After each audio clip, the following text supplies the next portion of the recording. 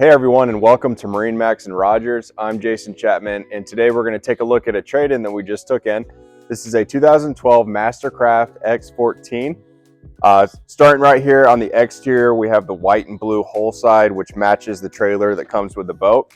We do have our foldable tower up there. This boat's meant for skiing and wakeboarding.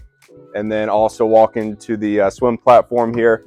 Got some nice grab handles to get inside the boat. And this is powered by an Ilmor 320 horsepower engine. Let's hop up inside and check out some of the features.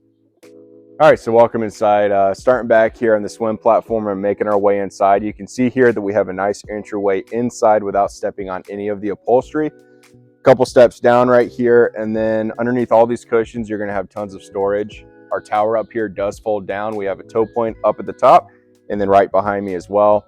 We do have our board racks here that do swivel and adjust.